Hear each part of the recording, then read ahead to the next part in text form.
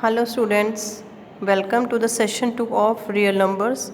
First of all, would like to say that कि please if you are liking the videos of my channel, so please do like and share my channel and please subscribe it also. ठीक है बेट, आप लोग please don't forget, आप लोग भूलेंगे नहीं इसको सब्सक्राइब करना, इसे शेयर करना, ठीक है. Now and I keep on uploading all the videos of the chapters of 10th class in different sessions, all the keynotes of the different chapters of the 10th class. I keep on uploading these. ठीक है. So now the next topic that I have to discuss today is Euclid's division algorithm.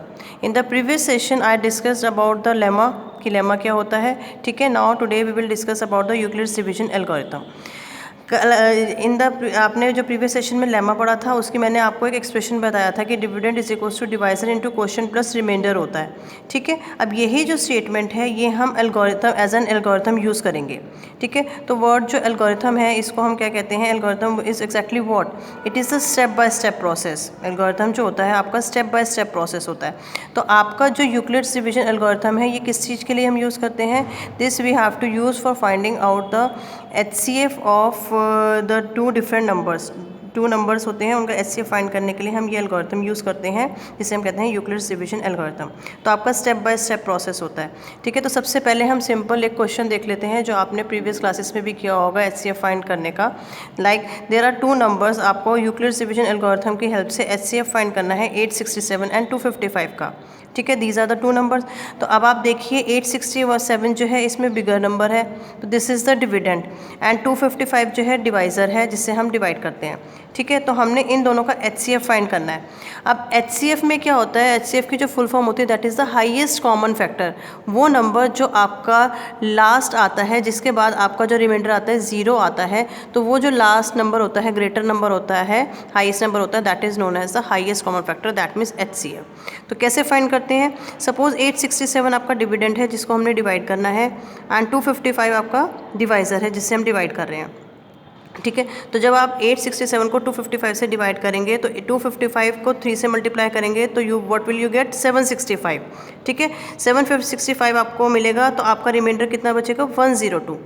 Now जो ये reminder 102 है ये reminder अब आपका कैसे work करेगा? देखिए 867 प्रायर में आपका कैसे वर्क कर रहा है? A, that means dividend.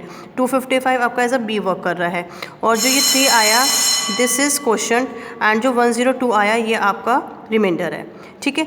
जो आपका अब नेक्स्ट स्टेप में क्या होता है? ये जो रिमाइंडर होता है ये आपका क्या बन जाएगा? अब डिवाइज़र बन जाएगा. जैसे दैट मीन्स जिससे आपको डिवाइड करना है. एंड किसको डिवाइड करना है? जो आपका पहले वाला डिवाइज़र था 255. दैट मीन्स ये 255 तो उठ के इधर आ गया और 102 आपका डिवाइज़र बन गया. ठीक है. अब आप 102 से 255 को जब डिवाइड करेंगे तो आपका 2 क्वोशिएंट आएगा एंड 204 आपका लेफ्ट ओवर पार्ट होगा, दैट मीन्स डिवाइड होगा 2 से एंड रिमाइंडर आपका क्या बचेगा? 51. ठीक है. तो दैट मीन्स 255 तो अब A बन गया, 102 जो रिमाइंडर था वो आपका B बन गया, 2 क्वोशिएंट है और 51 आपका रिमाइंडर है.